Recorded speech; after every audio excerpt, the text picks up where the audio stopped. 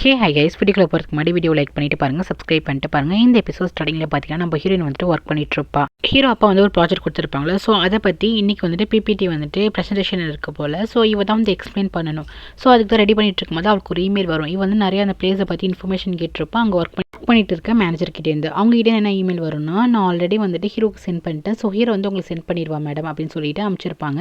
அதே மாதிரி ஹீரோ கிட்டே தான் மெயில் வந்திருக்கும். ஸோ இதை பார்த்துட்டு ஹீரோ கிட்டேருந்து மெயில் சரி ஓகே நம்ம பண்ணலாம் அப்படின்னு சொல்லிட்டு அந்த ஓப்பன் பண்ணி அதில் நிறைய வந்துட்டு ஏரியா எந்தெந்த பிளேஸை வந்துட்டு அவள் ரீலொகேட் பண்ணணுன்ட்டு நிறைய விஷயம் இருக்கும். ஸோ அதெல்லாம் அவள் பார்த்து என்ன பண்ணுவான், டே நைட்டாக அவளோட அசிஸ்டன்ட் 2 பேர் இருக்காங்களே, ஸோ அவங்க 2 ஃப்ரெண்ட்ஸை வச்சு வந்து ஒர்க் பண்ணிகிட்டு இருப்பான்.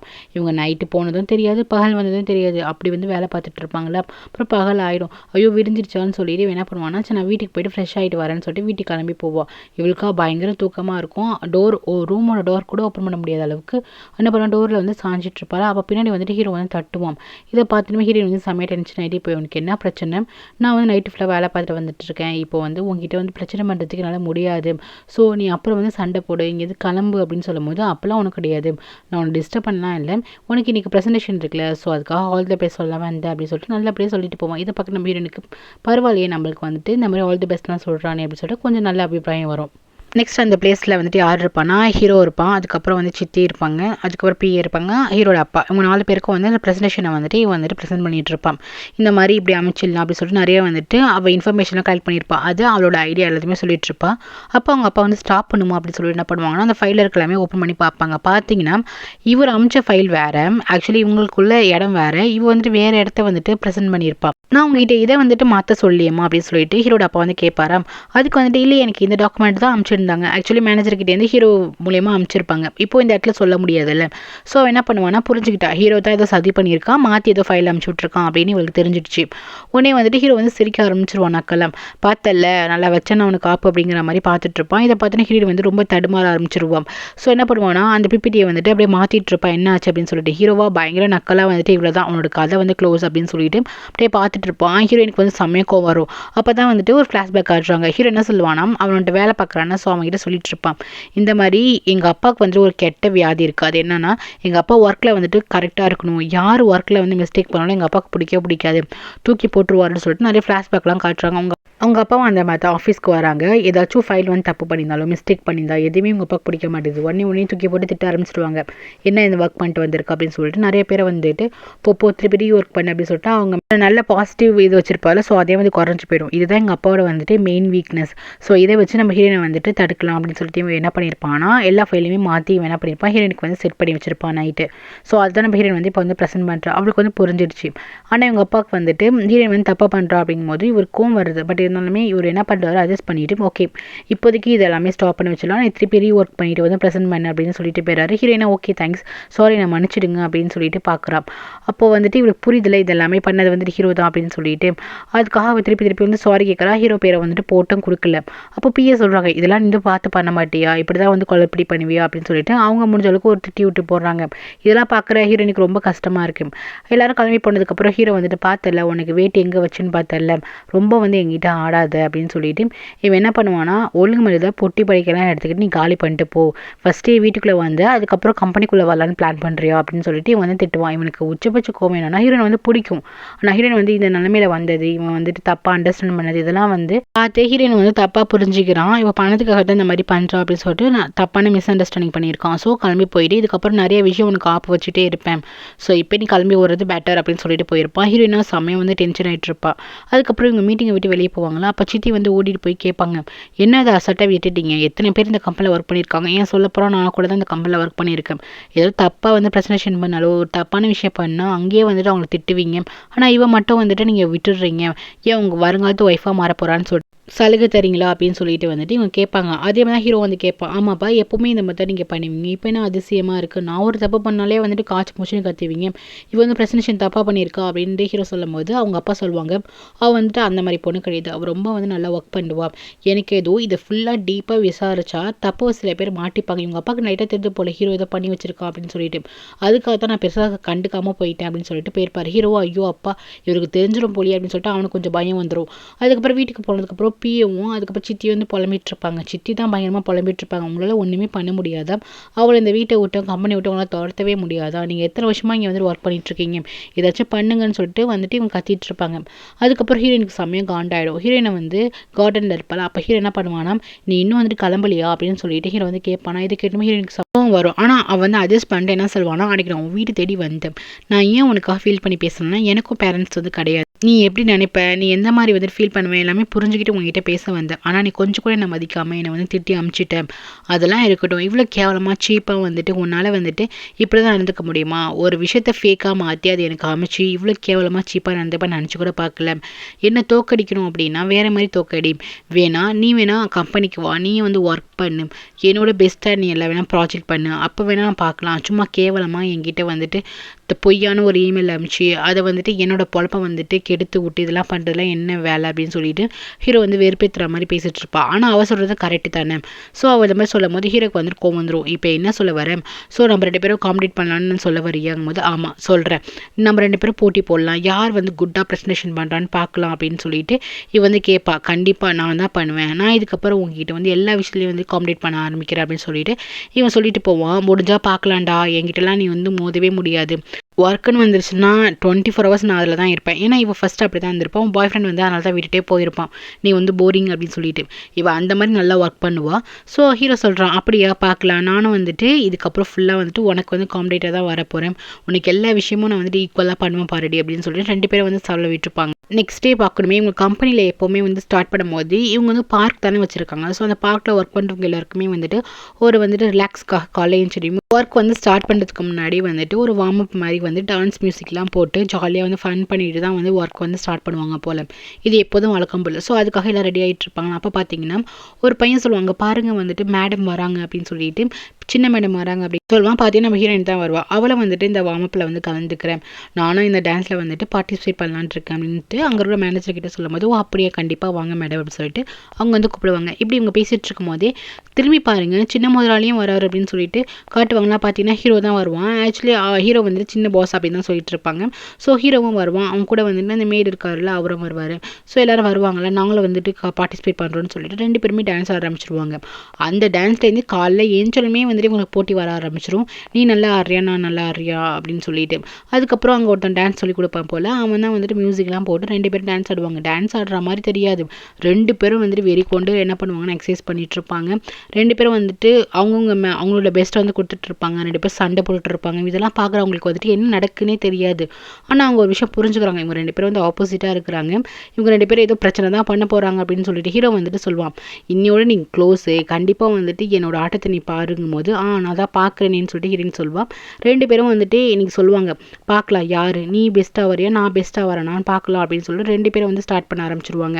கம்பெனிக்குள்ளே வந்துட்டு போகிறதுக்கு முன்னாடி 2 பேரும் என்ன பண்ணுவாங்க, போட்டி போட்டு ஓடுவாங்க. இங்கே நம்ம ஹீரோ நடந்து வந்துட்டு இருக்கான். அவள் வந்துட்டு என்னை சும்மா நினச்சிக்கிட்டா, நான் ஒர்க் பண்ண மாட்டேன் அப்படின்னு அவளுக்கு வந்து ஒரு நினப்பு இருக்குது அப்படின்னு சொல்லிட்டு ஹீரோ ஒரு பக்கம் நடந்து வருவான். நம்ம ஹீரோயின் வந்துட்டு அட்லீஸ்ட் இவன் என்கிட்ட போட்டி போட்டுட்டு கம்பெனிக்குள்ளே வந்துட்டு ஒர்க் பண்ணுறேன்னு சொன்னானே, என்னை டிஸ்டர்ப் பண்ண அப்படின்னு சொல்லிட்டு ஹீரோயின் வந்துட்டு ஒரு பக்கம் மைண்ட் வைஸ் கொடுத்துட்டே போவான்.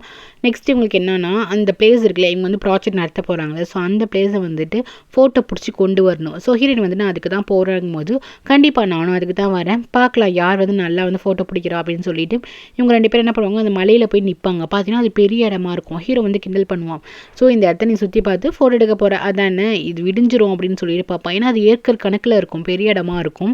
இவன் வந்து பாப்பா அப்படியே பார்த்து சிரிச்சுக்கிட்டு, ஆமாம் இதை நான் ஃபோட்டோ தான் எடுக்க போகிறேன், ஆனால் ஈஸியாக எடுத்துருவேனிங்கும் போது எப்படி ஒவ்வொரு இடமும் நீ வந்து டைம் ஸ்பெண்ட் பண்ணி ஃபோட்டோ எடுக்கிறதுக்குள்ளே விடிஞ்சு போயிடும் அப்படின்னு சொல்லிட்டு ஹீரோ வந்து கலாச்சிட்டு இருப்பானே. நான் இப்படி ஃபோட்டோ எடுப்பேன்னு சொல்லிட்டு அவன் என்ன பண்ணுவான்னா கையில் வந்து ட்ரோன் கொண்டு வந்திருப்பா போல்.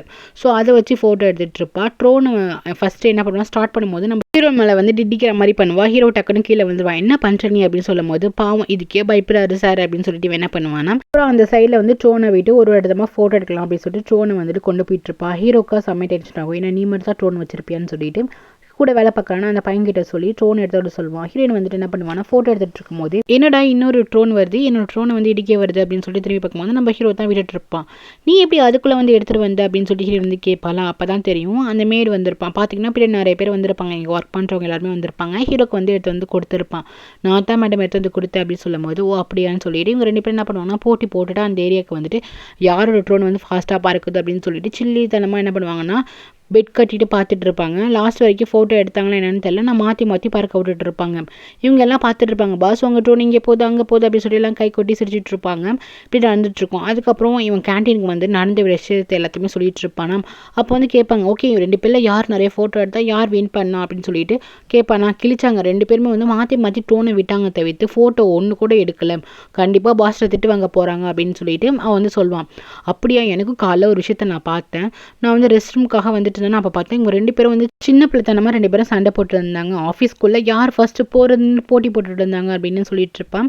நெக்ஸ்ட்டு எல்லாரும் கேன்டீனில் சாப்பிட வரும்போது இவங்க 2 பேரும் சாப்பிட வருவாங்க. அப்போ நம்ம ஹீரோயின் வந்து 2 முட்டை வைங்க அப்படின்னு சொல்லுவாள். அதை பார்த்துட்டு ஹீரோ வந்து எனக்கு 4 முட்டை வைங்க அப்படின்னு சொல்லுவான். அதுக்கப்புறம் நம்ம ஹீரோயின் அப்போ எனக்கு 6 முட்டை வைங்கன்னு சொல்லிட்டு மாற்றி மாற்றி முட்டையை வந்து ஏற்றிட்டே போயிட்டு இருப்பாங்க. ஆளுக்கு வந்துட்டு 30 முட்டையை எடுத்துகிட்டு வந்து உட்காந்துருப்பாங்க. ஹீரோவும் ஹீரோயினும் வந்துட்டு நான் இதை அசால்ட்டாக சாப்பிட்ருவேன், நீ சாப்பிட்ருவியா அப்படின்னு சொல்லிட்டு 2 பேருக்கும் போட்டி வரும். நானும் கண்டிப்பாக இந்த அசால்ட்டாக சாப்பிட்ருவேன் அப்படின்னு சொல்லிட்டு இவ வந்து சாப்பிட ஆரம்பிப்பாங்க. 2 பேரும் வந்துட்டு போட்டி போட்டுட்டு முட்டையை சாப்பிட்டு இருப்பாங்க. அங்கே இருக்கவங்களாம் பார்க்குறாங்க யார் வந்து ஜெயிப்பா அப்படின்னு சொல்லிட்டு பார்த்துட்டு இருப்பாங்க. மாற்றி மாற்றி சாப்பிட்டு இருக்காங்க. ஸோ எவ்வளோ தான் முட்டை சாப்பிட முடியும், ஒரு அளவுக்கு மேலே வந்து அவங்களால சாப்பிடவே முடியல. அப்படியே வந்துட்டு அப்படியே முழுங்க முடியாமல் வெளியே வந்து தள்ளுது. அப்போ வந்து ஹீரோயின் வந்துட்டு இதுக்கப்புறம் வந்து நீ சாப்பிடவே கூடாதுன்னு சொல்லிட்டு ஹீரோ வந்து பிடிக்கிறா. ஹீரோ வந்துட்டு ஆமாம் நீ இதுக்கப்புறம் சாப்பிடக்கூடாது, ஏன்னா நீ என்னை விட்டு வின் பண்ணிடுவேன் சொல்லிட்டு 2 பேரும் மாற்றி மாற்றி வந்து வாயை பிடிச்சிட்டு இருக்காங்க. இப்படியே மாற்றி மாற்றி சண்டை போட்டுட்டு இருப்பாங்க. அதுக்கப்புறம் இவங்களால முடியல. அதுக்கப்புறம் அவங்க ஒர்க் பண்ணுற பிளேஸ்க்கு வந்துடுறாங்க. ஹீரோயினா உட்காந்துட்டு ஏப்ப விட்டுட்டே இருக்கிறா. அவள் ஏப்ப விட விட முட்டை ஸ்மெல் வெளியே வருது. அங்கே இருக்க பொண்ணுலாம் எதுக்கு மேடம் உங்களுக்கு தேவையில்லாத வேலை, நம்மளுக்கு நிறைய ஒர்க் இருக்குது, அதை பார்க்காம எதுக்கு இந்த மாதிரிலாம் போட்டி போட்டுட்டு இருக்கீங்க அப்படின்னு சொல்லிட்டு அவள் ரூம் ஸ்ப்ரே அடிச்சு விட்டுருக்கா. இன்றைக்கி பார்த்தீங்கன்னா நீங்கள் பண்ண வேலையிலே ஒர்க்கே பண்ணல, இந்த மாதிரி சில்லறத்தனமாக பண்ணிட்டால. ஸோ அவளோட ஒர்க் பண்ணுற இதே போயிடுச்சு. இங்கே பார்த்தீங்கன்னா ஹீரோ என்ன பண்ணணும், டஸ்ட்பின் உட்காந்து வாமிட் எடுத்துகிட்டு இருக்கான். அந்த பக்கத்தில் இருக்க ஒர்க் பண்ணுறவர் இருப்பான மேடு அவன் என்ன சொல்கிறான்னா, எதுக்கு பாஸ் உங்களுக்கு தேவை பாருங்கள், நீங்கள் தான் கஷ்டப்பட்டு இருக்கீங்க, உங்களுக்கு பாருங்கள் இது செரிக்கவே இல்லை பாருங்கன்னு சொல்லிட்டு ஆமாடா முடியலடா அப்படின்னு சொல்லிட்டு. ஆனால் ஒரு விஷயம் வந்து நடந்துருச்சு அப்படின்னு சொல்லுவாங்க. என்ன பாஸ் என்ன விஷயங்கும் போது, இன்றைக்கி அவளை வந்து நான் ஃபுல்லாக டிஸ்டர்ப் பண்ணிட்டேன். இவன் வந்து ஆஃபீஸ்க்கே போகல, ஏன் கூட வந்து சில்லறத்தனமாக இந்த மாதிரி பிளான் போட்டு விளையாண்டுட்டு இருந்தான். ஸோ அவன் இன்றைக்கி ஃபுல்லாக ஆஃபீஸ் ஒர்க்கே பண்ணியிருக்க மாட்டா. கண்டிப்பாக எங்கள் அப்பாட திட்டுவாங்கடா, அது மட்டும் உறுதி.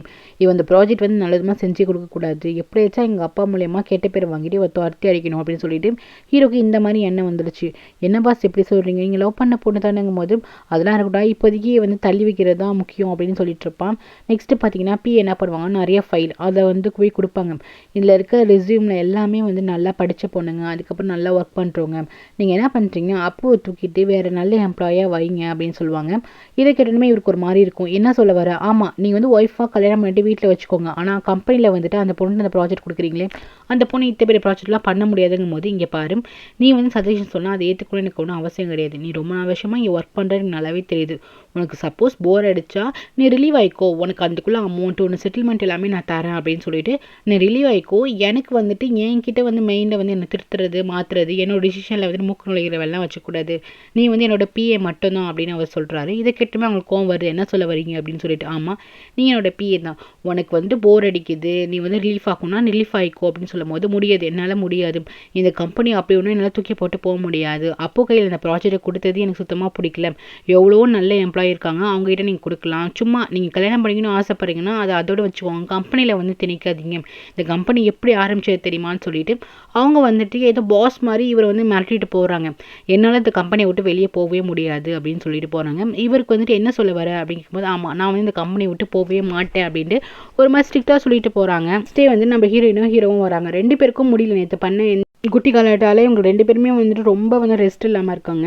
இதை பார்த்துட்டு ஹீரோயினும் வெளியே வரா. இன்றைக்கி என்ன பண்ண போகிறானோ அப்படின்னு சொல்லிட்டு வெளியே வரா. இவனுக்கு வந்துட்டு முடியல. பட் இருந்தாலும் நேரில் பார்க்கும்போது இன்றைக்கி வரியாக காம்ப்ளீட் பண்ணிக்கலாமா, 2 பேரும் வந்து போட்டி போடலாமா அப்படின்னு சொல்லிட்டு 2 பேரும் வராங்க. ஹீரோயினும் ஆமாம் நீ என்ன பண்ணணும் அதுக்கு ஈக்குவலாக நானும் பண்ணுவேண்டா அப்படின்னு சொல்லிட்டு ஹீரோயினும் வரா. இப்போ 2 பேரும் மாற்றி மாற்றி வந்துட்டு இருக்காங்க. அதுக்கப்புறம் ஓரளவுக்கு அவங்களே புரிஞ்சுக்கிறாங்க, இன்றைக்கி இந்த மாதிரிலாம் வேண்டாம், நம்ம வந்து ஒர்க் பண்ணுறதுல வந்து போட்டி போடலாம், இந்த மாதிரி ஃபிசிக்கலாக எதுலையுமே போட்டி போட தேவையில்லை, ஏன்னா அது நம்மளும் டயர்ட் ஆகுது, நம்ம ஒர்க் பண்ணணும் அப்படின்ட்டு ஹீரோயின் வந்து சொல்கிறா. ஆமாம் எனக்கு ஓகேவா தெரியுது, சரி நம்ம 2 பேரும் ப்ராஜெக்ட் பண்ணலாம், யார் அது பெஸ்ட்டாக பண்ணுறா, அந்த பெஸ்ட்டாக ப்ரெசன்டேஷன் வந்துட்டு யார் சப்மிட் பண்ணுறாங்கிறத பார்க்கலாம் அப்படின்னு 2 பேருமே வந்துட்டு ஒரு அண்டர்ஸ்டாண்டிங் வந்துக்கிறாங்க. ஹீரோயினுக்கு அப்பாடா எப்படியோ வந்துட்டு இவன் வந்துட்டு ஒர்க்கில் போட்டி போகிறான்னு சொல்கிறானே அது வரைக்கும் சந்தோஷம், ஏன்னா ஒர்க்கை பற்றிக்கு ஹீரோயின் வந்து நல்லாவே பண்ணுவாள். ஸோ அதனால அவளுக்கு ஒரு கான்ஃபிடென்ட் இருக்குது. அவள் வந்துட்டு ஓகே பார்த்துக்கலாம் அப்படின்னு சொல்லும்போது ஹீரோ என்ன பண்ணுறான்னா, உன்னை எப்படி வந்து அடித்து ஓட விடுறேன்னு பாரு, நீ நினச்சிட்டு இருக்கே நல்லா ஒர்க் பண்ண முடியாது அப்படின்ட்டு, ஆனால் கண்டிப்பாக நான் உன்னை ஜெயிச்சிருவேண்டி அப்படின்னு சொல்லிட்டு அவன் ஒரு பக்கம் போகிறான். ஹீரோயினா வந்துட்டு ஒருவேளை அவன் ஜெயிச்சிருவானோ, அவன் என்ன நல்லா ஒர்க் பண்ணுவானோ அப்படின்னு சொல்லி வந்து யோசிச்சுட்டு இருக்கா. ஸோ இதை வந்து எபிசோட் முடியுது கைஸ். தேங்க்யூ ஃபார் வாட்சிங். லைக் பண்ணிட்டு பாருங்கள், சப்ஸ்கிரைப் பண்ணிட்டு பாருங்கள். Take care.